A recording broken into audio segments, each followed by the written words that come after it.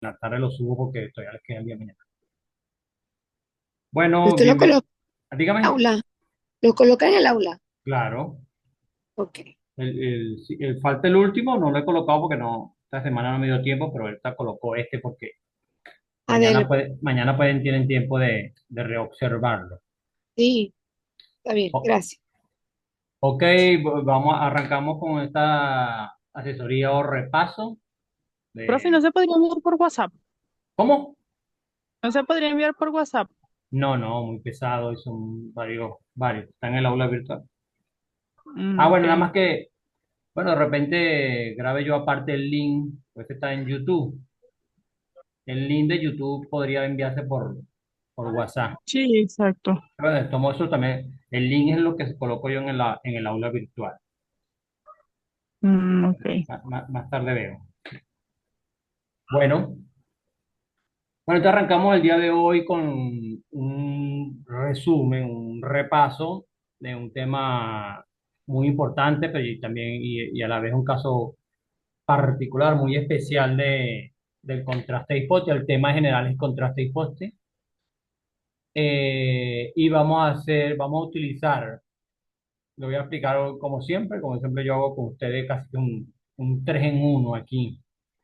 Vamos a explicarle el contraste de hipótesis. El contraste de hipótesis siempre se explica, es mejor siempre explicarlo desde un inicio a través de la tabla Z, con la tabla Z, asumiendo que es la distribución normal.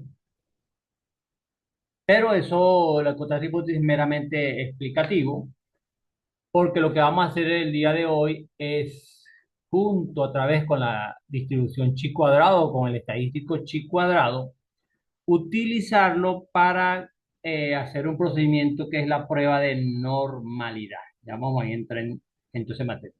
Prácticamente tenemos hoy un 3 en uno.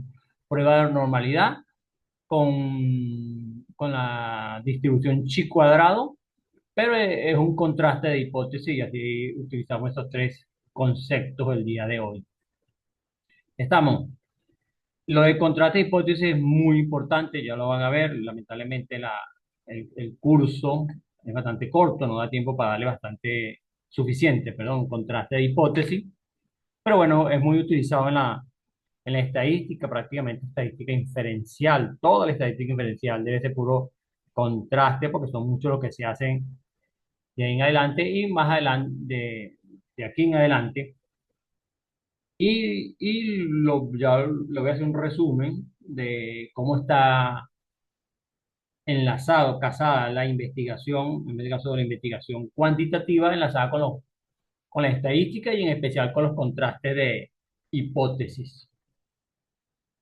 Entonces, bueno, es un caso muy especial que vamos a utilizar la prueba de normalidad, porque bueno, es un caso casi que único y es el primero, uno de los más sencillos que se explica cuando voy a necesitar una prueba de normalidad para unos datos que los tengo agrupados justamente con seis clases nada más. No, no me puedo pasar más de ahí y por eso que es un caso especial y es uno de los primeros casos.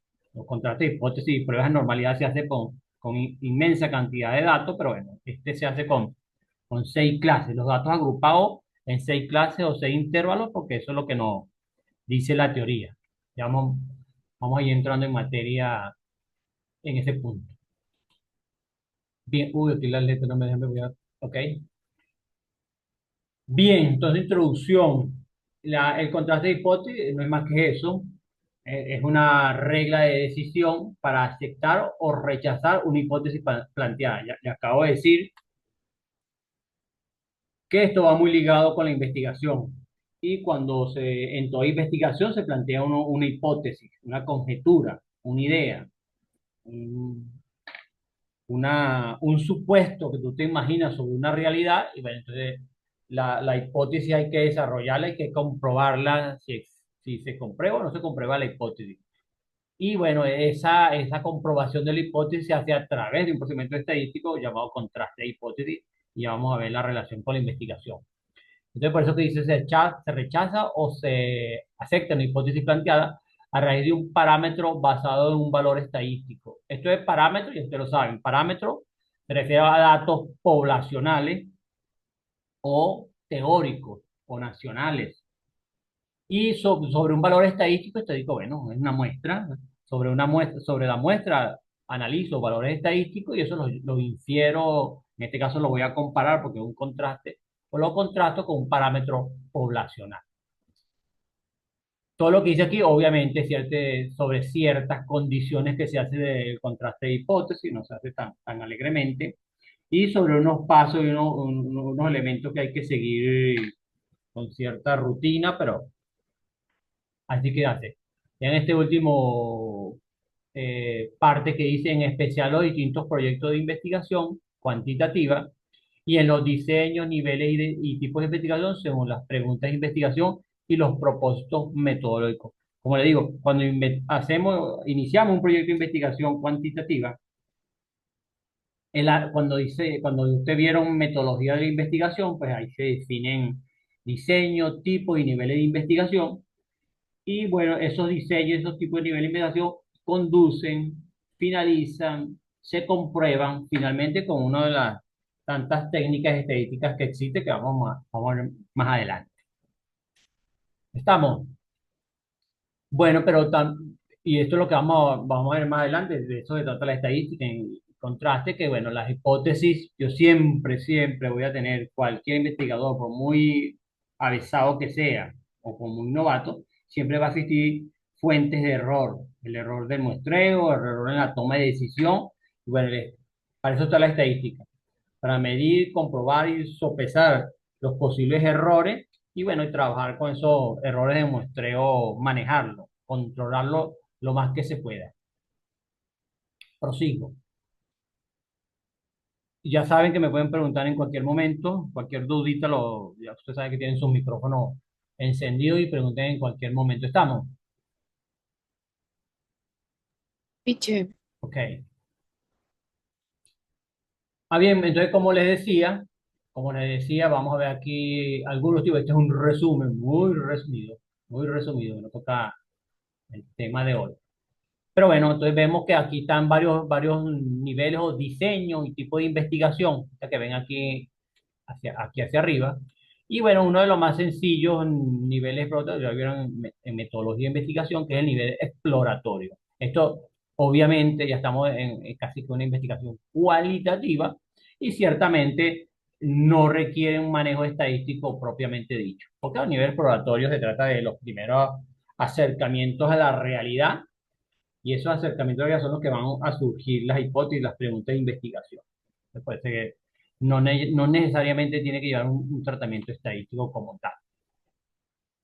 Pero después ya el primer nivel más sencillo, cuando estamos diseñando una investigación cuantitativa, el nivel descriptivo. Y como pueden ver aquí al lado, el nivel descriptivo ya aplica.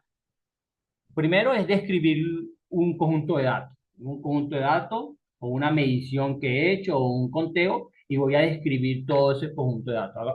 Aquí aplico estadística descriptiva, que ya la vieron en el estadística 1, semestre anterior. Pero entonces aquí, como dice, se describen frecuencia, promedio o media, variabilidad, etcétera, todo eso. Por cierto, por aquí está, tengo que citarlo, el equipo de Dana, del instituto, eh, debían haber hecho estadística descriptiva porque tomaron unas medidas que hicieron propiamente dicho en la- en el instituto. Más sin embargo, por cierto, a ellos les pedí a la señora Jiménez, eh, Maribel, ojalá que ya se está recuperando, Dios mediante, que además de la descripción de los datos que midieron, pues también aplicara eso que íbamos a ver el día de hoy, que aplicara una prueba de normalidad con chi cuadrado a través de una contraste de hipótesis, pero creo que no les alcanzó el tiempo, pero bueno, lo vamos a hacer el día de hoy. Pero bueno, como les decía, en un diseño de investigación descriptivo, pues también describo las variables, pero también puedo hacer, miren lo que está aquí, estimaciones de parámetros. ¿Cierto? Que es lo primero que hicimos. Si yo voy a describir toda una población y no puedo analizar toda la población, sino que me corresponde una muestra, bueno, entonces estadísticos que yo analicé en una muestra los estimo hacia la población, parámetros, principalmente la media. ¿Me explico? No tengo la población, tengo una muestra, aplico una muestra y estimo la media como mismo como estimación por intervalo. Entonces, desde el nivel descriptivo ya podemos utilizar estadística uno y estadística 2, e incluso a nivel descriptivo también se pueden hacer algunas sencillas contrastes de hipótesis. Bueno, los otros siguiendo aumentando el nivel de investigación, entonces tenemos que puede ser un diseño de investigación, perdón, perdón, correlacional, y bueno, entonces toca hacer asociaciones y sacar variables cualitativas o correlaciones de dos variables, como lo hicimos, como ya analizamos correlación de dos variables numéricas, incluso hicimos asociado de asociación con variables cualitativas. E igual si seguimos aumentando en los niveles de investigación explicativo, esto ya toca buscar la relación entre dos variables aleatorias, etcétera, etcétera. La causa y efecto, como son un gran número de investigaciones ya un poco experimental, por ejemplo, que quieren medir cuál es el efecto de hacer ejercicio de estadística los sábados en la tarde, cuál es su efecto en el promedio de nota de los estudiantes. Es una investigación causa-efecto y ya es un nivel explicativo y aquí se aplican contrastes, diferencias en media, etcétera, etcétera, porque de eso se trata la estadística, como les digo. Por ejemplo, otro ejemplo muy dado, más en el ámbito educativo, es si yo tengo un conjunto de alumnos, le hago una prueba inicial, se llama pretest, un test. Luego de cierto tiempo aplico una estrategia educativa y después que termine mi estrategia educativa aplico otra vez el test. Eso es pre-test y post-test. Una prueba antes y una prueba después. Entonces yo puedo, en ese caso, comparar la eficiencia del, de la estrategia didáctica haciendo una comparación de media, una media antes y una media después. Y esa comparación de media, pues, se puede hacer a través de un contraste, no solamente compararlas directamente, o debo hacerlo a través de un contraste y dependiendo del tamaño de la muestra, haré de estudio una distribución normal. Todo va a depender. Bueno, y así con todo lo demás, ya aquí los niveles son más elevados, predictivo. Ahora, mira, predictivo le toca hacer análisis de regresión o serie de tiempo, como ya analizamos. Y los últimos niveles, nivel aplicativo, cuando ya toca aplicar unos diseños, ya son propiamente diseños experimentales, bueno, que son cuando le toca aplicar variables y manejar las variables, que eso sí escapa de estudiantes de nivel de pregrado. ¿Estamos? ¿Entienden? Profe. Sí, continúo.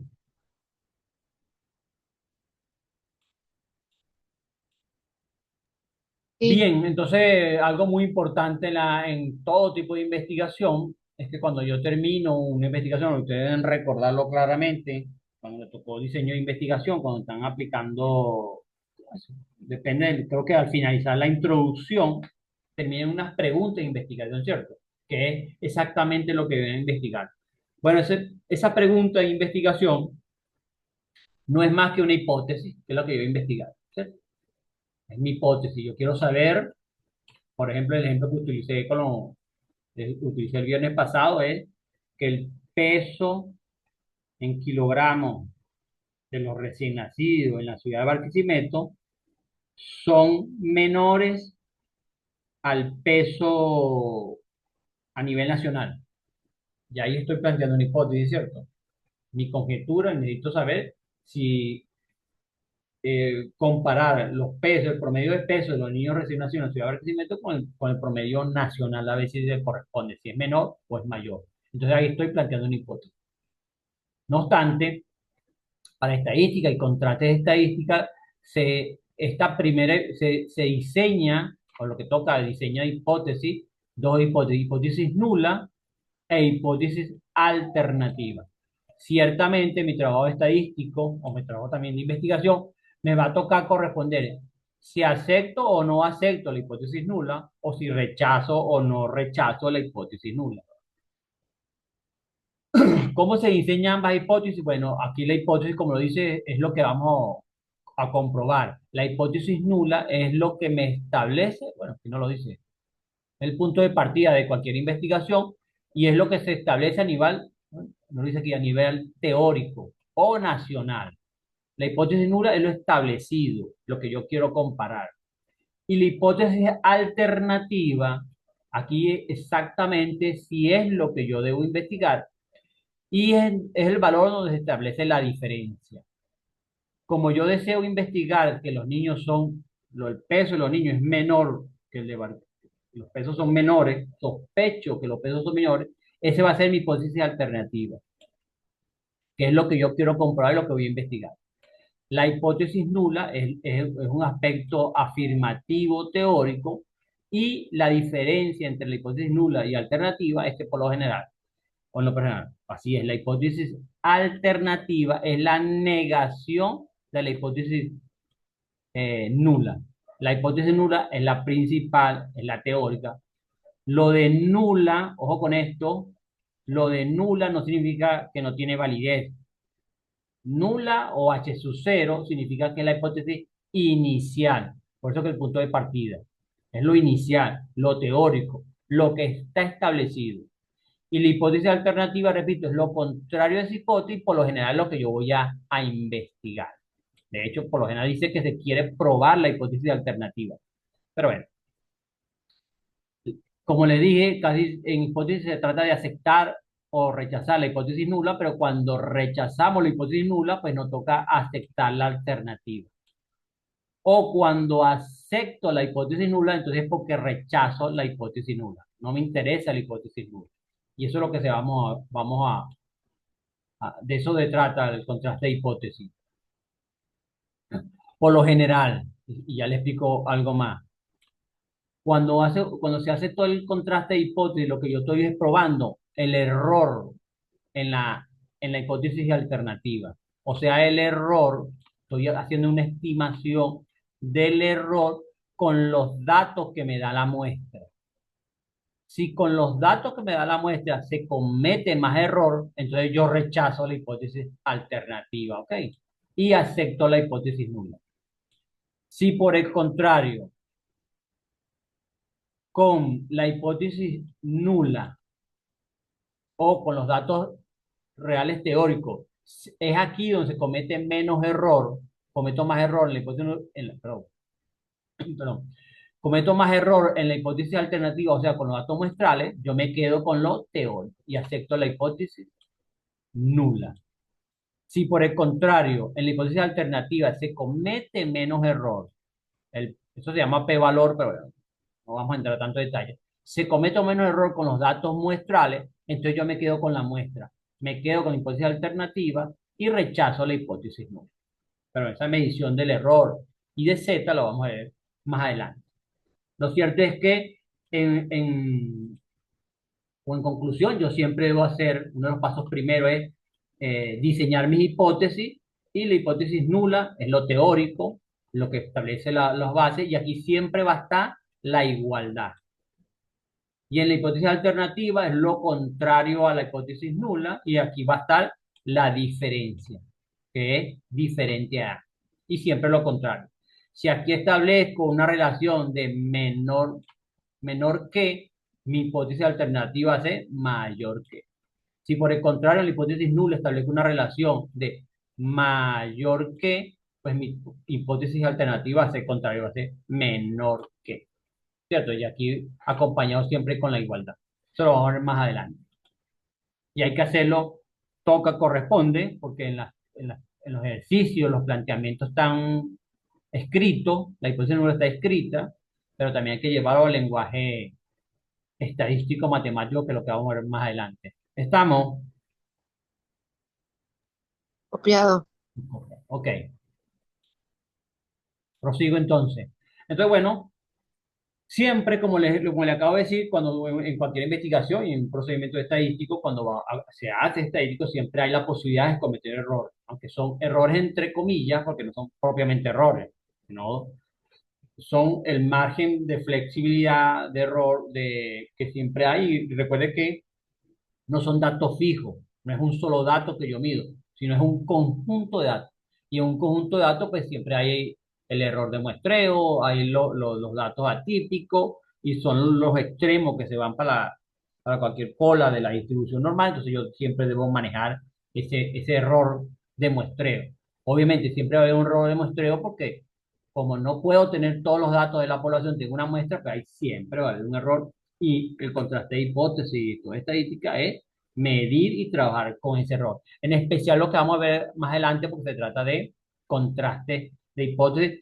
Y allí también, debido a ese error de muestreo, puedo decidir erróneamente mis cálculos o erróneamente sobre los resultados.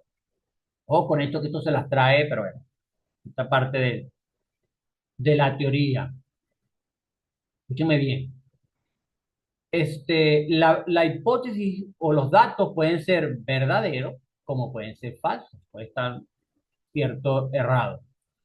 A pesar de mi resultado o la hipótesis puede ser falta, yo tengo que o no rechazarla, que es lo mismo que aceptar.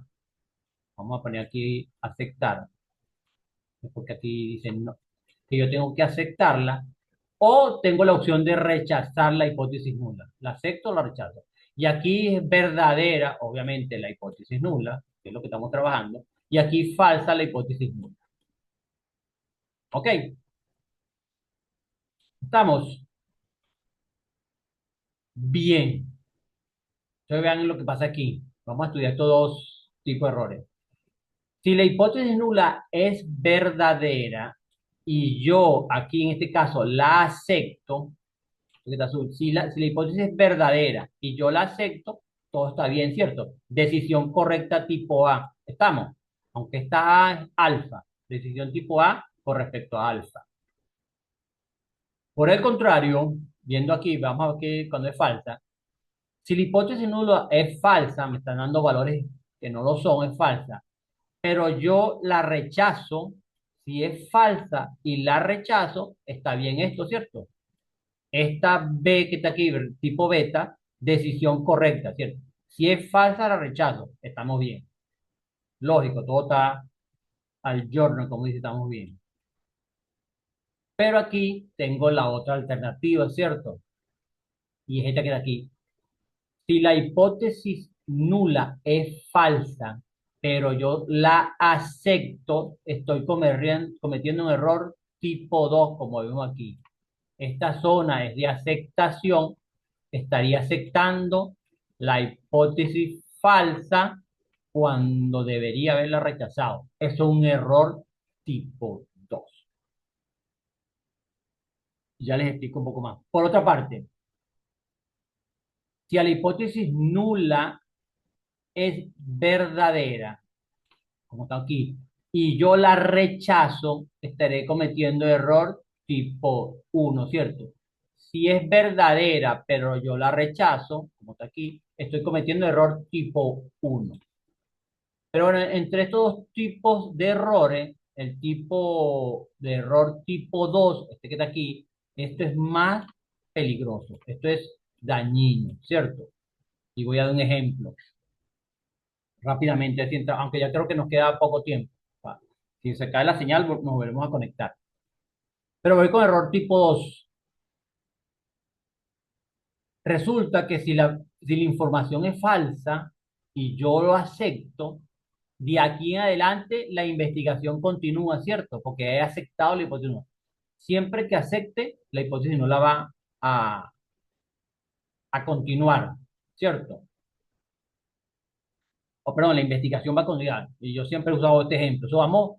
Tenemos una prueba de suelo, un estudio de un de suelo para construir un edificio. Y el estudio me está arrojando que ahí no debe construirse el edificio. Entonces la hipótesis es falsa. Pero cometo el error de aceptar la hipótesis. Estoy aquí, ¿cierto? Si los resultados arrojaban que no se puede construir un edificio, el análisis de suelo, pero yo acepté esa hipótesis falsa, estoy cometiendo un gravísimo error, ¿cierto? ¿Qué pasaría? Dani Michel, as- el estudio de suelo dice que no debería construir un edificio, pero yo acepté esa hipótesis. ¿Me escuchan? Y, profe, ¿cómo la pregunta? Mi hipótesis es un estudio de suelo y la hipótesis es falsa. No, no debería construirse edificio ahí, pero yo acepto esa hipótesis. Yo acepto mi hipótesis nula y acepto construir en el edificio en suelo que no debería construirse. ¿Cuál es el problema que pasaría ahí?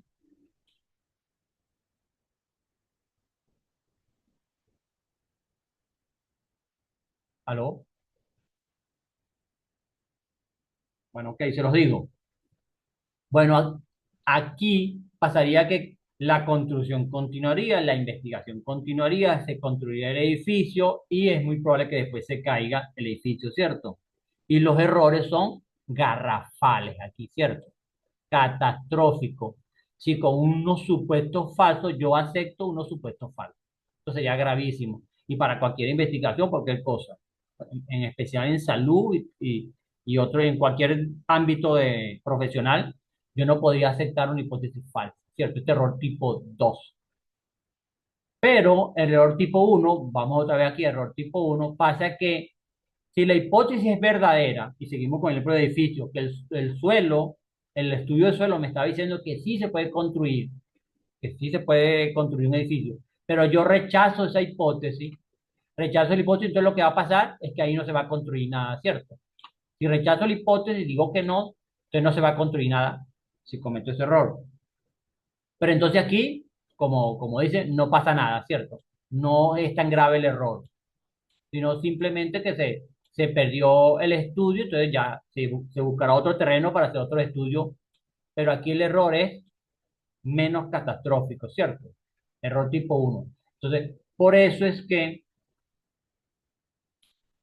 el error tipo uno, el error tipo 2, perdón, que es beta, o tal como dice aquí, el error tipo beta, este se controla, se deja fijo, se controla el error tipo beta, y el error tipo uno, que es alfa, ese es con que yo diseño mi investigación. Con el error tipo uno, con ese sí puedo jugar. Y ese error tipo uno, que ya lo venimos manejando, pero usted no sabía, es alfa. Y por eso es que yo puedo diseñar con mi nivel de significancia, puedo jugar con alfa, porque con alfa es menos peligroso. Prefiero cometer este error que cometer el beta. Aunque exactamente, para ser sincero, no recuerdo exactamente cómo se controla beta, pero cuando yo juego con error tipo uno alfa, pues estoy controlando al error tipo beta, que es peor. Y por eso es que se coge el error tipo uno o alfa.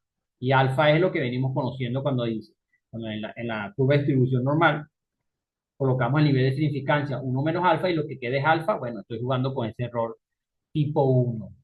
Por eso la importancia de definir esos errores. ¿Estamos? Continúo. Sí, Me queda un minuto por aquí. Bueno, después venía, aunque yo no le estoy, no estoy llegando exactamente el orden, pero bueno, eso no importa. Pero ya le di, entonces aquí tenemos a alfa y alfa la defino.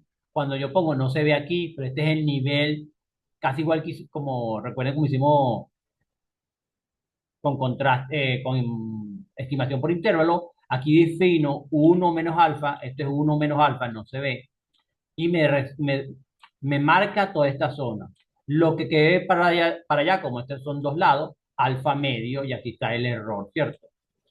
Esto en contraste de hipótesis se llama, eh, no le puse nombre porque tiene tres nombres, en la biología lo utiliza mucho porque pero es el tablero de decisión, regla de decisión o la zona de aceptación y rechazo. Entonces, lo que quede fuera del intervalo de confianza es la zona de rechazo, como se tiene aquí. Estas dos, en este caso, como es bilateral a ambos lados, esto es zona de rechazo, estas dos cosas amarillas que ven aquí. Y lo verdecito que se ve toda esta zona es la zona de aceptación. ¿Me escuchan? Y aceptación de la hipótesis nula.